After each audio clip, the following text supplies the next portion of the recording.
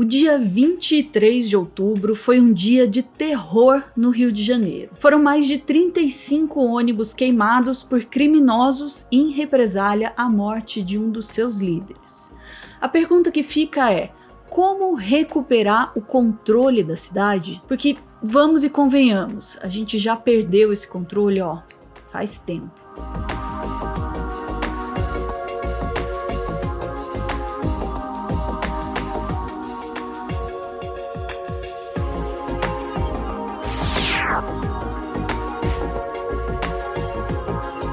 Uma operação da Polícia Civil do Rio de Janeiro no bairro de Santa Cruz, zona oeste da cidade, resultou na morte de Matheus da Silva Rezende, um miliciano conhecido como Faustão.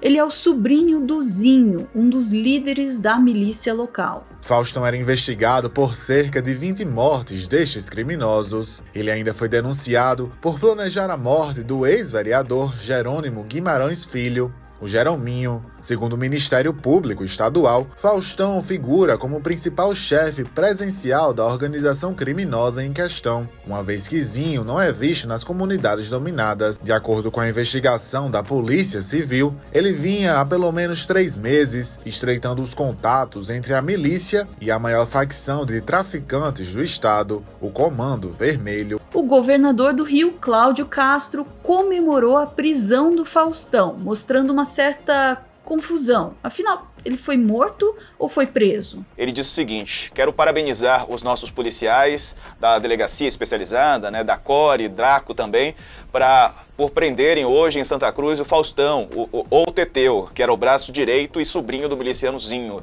Não vamos parar, diz ele. Nossas ações para asfixiar o crime organizado têm trazido resultados diários. Apesar da comemoração, o que se seguiu foi um dia de fúria. Em represália à ação, a organização criminosa tocou terror na cidade, com trens e ônibus queimados. No final do dia, o que sobrou foram 12 prisões e muito prejuízo para a cidade. Para você ter noção, teve gente que teve que voltar do trabalho assim, por falta do transporte coletivo.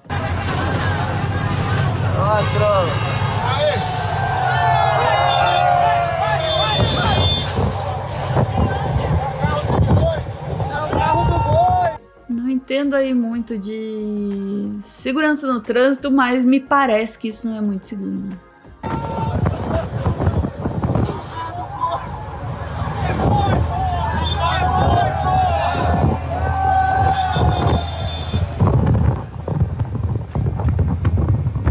Mas tem que combinar que o carioca, como bom carioca, tá tirando uma diversão daquilo ali, hein? E quanto à falta de informação do governador, bom, vamos deixar a Cecília Oliveira comentar. É que o Cláudio Castro, ele é um governador ilustrativo. Então, assim, ele pode ter recebido essa informação ou não. A gente sabe que a disputa pelas decisões de segurança pública estão sendo tomadas na Alerj pela base aliada do governador, que rachou completamente. Esse ataque quebrou o recorde de número de ônibus queimados em um dia no Rio de Janeiro, mas o fato de existir um recorde de ônibus queimados já mostra quão fundo é o poço em que a cidade se meteu, vamos combinar. O que todos querem saber é como sair de lá do fundo desse poço. O governador já está mostrando que a ideia é fazer a linha dura contra o crime, com discursos de bem contra o mal. E a garantir à nossa população que o mal não vencerá o bem. O problema é que esse tipo de abordagem não é nova e nunca funcionou. A professora Carolina Grilo, da Universidade Federal Fluminense, deixa claro que prender ou mesmo matar criminosos não vai resolver o problema. Todas as pessoas nas organizações criminais são substituíveis, mesmo aquelas que ocupam posições muito altas na hierarquia do crime. Há uma necessidade de um empenho maior no ataque às bases econômicas dessas organizações, que não são só o tráfico de drogas, no caso do tráfico, e as taxas de proteção, no caso de milícias, mas é o mercado imobiliário, é a oferta de água, luz, gás, transporte alternativo. E nesse ponto, é importante deixar claro que a ideia não é negar o papel da polícia, mas sim deixar claro qual é esse papel? O papel da polícia deveria ser o de oferecer suporte à atuação de órgãos de fiscalização, de agências regulatórias, que precisam da proteção da polícia para atuar. E só que o que realmente está faltando é de maior controle externo da atividade policial, maior controle democrático sobre a atividade policial, porque a participação de agentes públicos no crime organizado é um problema antigo. Muitos policiais, militares e civis, assim como parlamentares, já foram presos por participação, por chefiar organizações desse tipo. Fica difícil resolver o problema quando você está envolvido diretamente com o problema, né? E o difícil também é fazer isso funcionar num estado que sequer tem uma Secretaria de Segurança Pública. Porque essas ações que o governo do estado tem promovido, elas não são parte integrante, por exemplo, de um plano de segurança, porque não existe plano de segurança no Rio de Janeiro, não existe sequer Secretaria de Segurança Pública.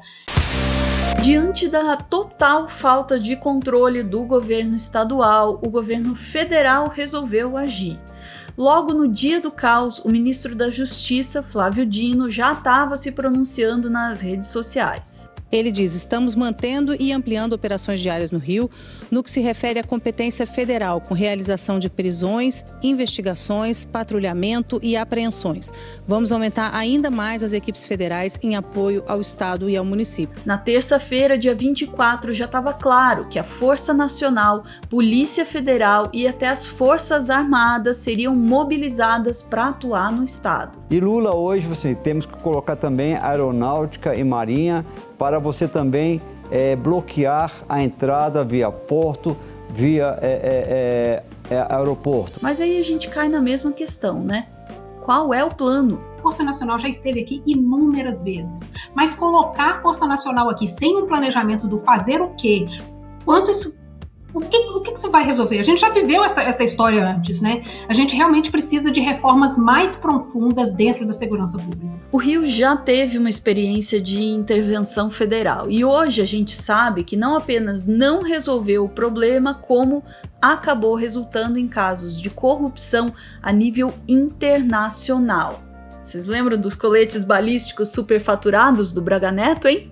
A gente lembra. Assim como simplesmente bancar o linha dura não vai funcionar, simplesmente deslocar forças federais para o Rio de Janeiro, infelizmente, também não vai. Mas também que esse planejamento não seja só do Rio de Janeiro, porque nós sabemos que ações de segurança pública não são um problema local, né? Muitas das facções e dos outros grupos armados que atuam no Rio de Janeiro têm conexões em outros estados, com outros países. Então a gente precisa, inclusive, que haja uma coordenação nacional para que o SUSP, né, o nosso Plano Nacional aí de Segurança Pública, articulado, inclusive, saia do papel. A questão da segurança no Rio e no Brasil é complexa.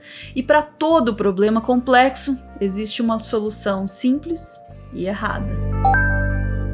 Eu não gosto de falar de estado paralelo, que é diferente. Na verdade, o que a gente tem no Rio de Janeiro é um estado sequestrado pela criminalidade.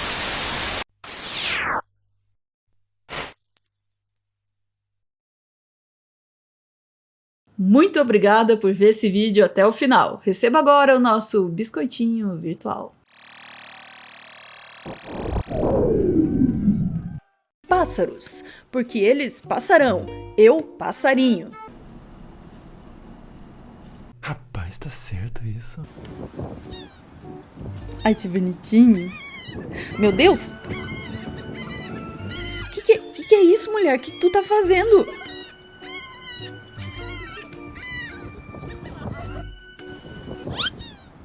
Por que, meu irmão? Pra quê? Qual o motivo de fazer isso com a pobre da ave? O olhar da psicopata. A hora que ela pega o passarinho e olha pra cá. Mulher, que medo. Porque eu sou pescotapa. Muito pescotapa.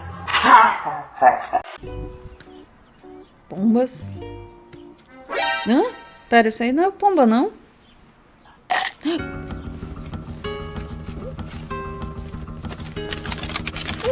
Foge, pomba, foge, amiguinha, foge. Ai, meu Deus, ai, meu Deus. Que é isso que eu tô vendo? Ah, meu Deus! As peninhas do rabo. Manolo, por que tu tá fazendo isso? O que ela fez pra você? Caraca, ele vai arrancar uma por uma das peninhas da coitada?